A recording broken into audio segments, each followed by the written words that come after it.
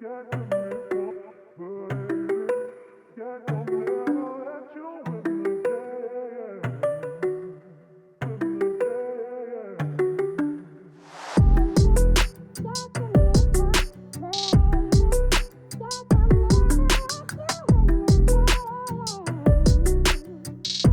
I'm Jamie McCombe. I'm really looking forward and excited to becoming part of the RIASA coaching team. Came from a sporting sort of family really, in terms of me and my brother both ended up being professional footballers and professional coaches. Leaving school, I joined Scunthorpe United as a scholar. Broke into the first team there at 18. Had a few good spells. Got voted in the top 10 players outside the Premier League and ended up finishing on trial at Aston Villa, but nothing came of that. I then joined Lincoln City, where I became sort of captain. Had 3 seasons there, 2 Player of the Years, and then ended up leaving and signing for Bristol City. We won promotion in the first season to the Championship. The following season we ended up losing in the Championship playoff final, narrowly missing out to Hull, who went up to the Premier League. I had a further few seasons there with Bristol, and then got bought by Huddersfield Town. So I moved back up to Yorkshire, where I'm from. Again, in the first season there, we lost in the playoff final to get promoted to the Championship. The following season, we won in the playoff final, going up to the Championship. And then at the start of that season, there was a sort of change of management really, and I signed for Doncaster Rovers, where on the first season we won promotion to the Championship, winning the league in quite a sort of memorable game really. I think I gave a penalty away in the 90th minute. Unfortunately, they hit the bar. We went up the other end and scored, which took us from second in the division to actually winning it and won the title. So it was a bit of a roller coaster of emotions. I had a bad sort of back injury where I kept getting repeated fractures. So I ended up, initially I was going to sign for New England Revolution, which was a possibility over in America. I then went over to Thailand, where I got offered a contract to play for a club, but decided it weren't right for the family. Spoke with Teddy Sheringham and went down to Stevenage. Played there, for sort of 4 or 5 months, but weren't really enjoying my time away from family. So I moved back to Lincoln, where I was earlier on in my career. Had a season playing and then transitioned into sort of player coach. 4 seasons then as player coach. We won the National League on his first season. The following season in the Football League we lost in the playoffs. And then the following season we won promotion from League 2, winning the league.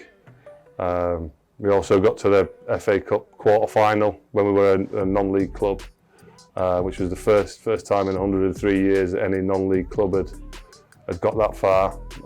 Further along the line, the manager of Lincoln left, and I took over as interim boss, as manager. Just on a short-term basis until I could sort of fill the position. Then after that, I left Lincoln to pursue other sort of business opportunities, something that I'd never done before, and set up a logistics company, which I ran with my brother, which we've now sold. But in the meantime, now I went in as interim assistant manager at Sunderland to help them in their quest to sort of get promoted up to the Championship.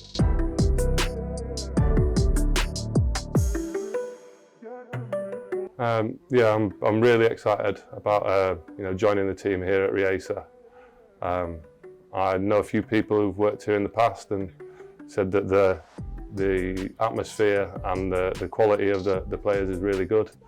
Also, the attitude is first class.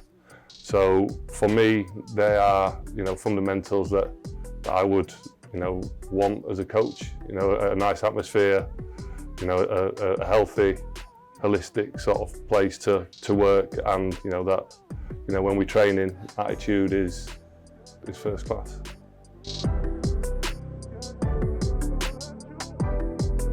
So as a coach, First and foremost, I like to create a really good working environment, a real positive sort of space to be in, because happy players are good players.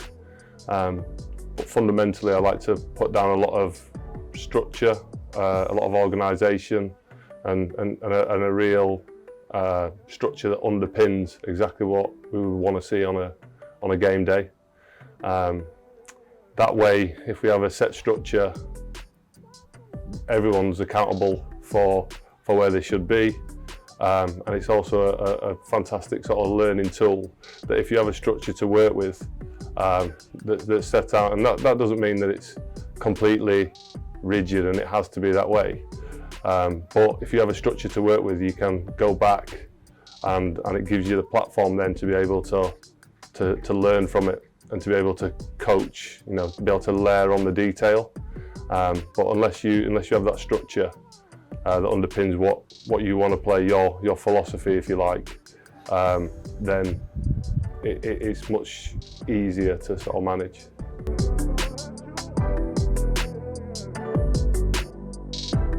I feel as a coach here at RIASA, I'll be able to definitely help the players improve their overall game. I'll also be able to give them a lot of structure that I've learned, within 20 years of professional football. But I would probably imagine my most sort of expertise would be in defending and organisation. I spent 20 years as a defender, and I've done a lot of work coaching in and around, predominantly with the defenders, but also working through all different departments. I have a real keen interest and something that is massively undervalued in football, in set pieces. I really enjoy working on set pieces to outsmart opposition, but also within a game there's so many transitions that throw-ins are a massively underutilised tool in terms of setting up the structure, setting up the planning from throw-ins. I think there's probably about 60 throw-ins per game, which, if you equate that in terms of time, would create a lot more possession, would give you a lot more dominance, and just gives you a real control in the game.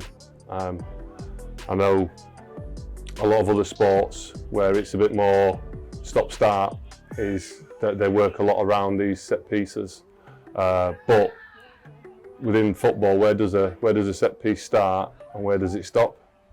Sometimes you can take a throw in, it go in, you can switch and it go all the way up the other end of the pitch. People seem to forget it's come from a throw-in and the structure behind that and setting up that discipline. So again, going back to what I said previously, in terms of giving them a structure so that we can learn and work from that as a base to then start layering up the different sort of technical sort of abilities and where we can take that structure to.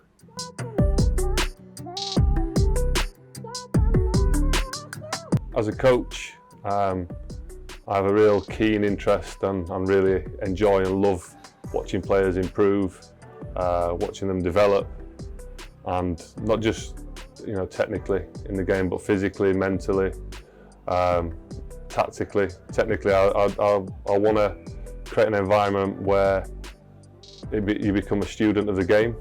You want to be engaged in what we're doing, what we're teaching, what we're coaching, so that you can learn from it, and try and put those sort of structures again behind that, just layering on that level of skill that you can take it to the next level.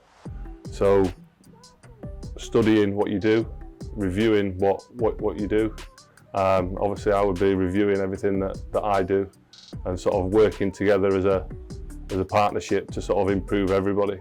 And I get a real sense of achievement and enjoyment out of watching people progress and achieve what they want to achieve.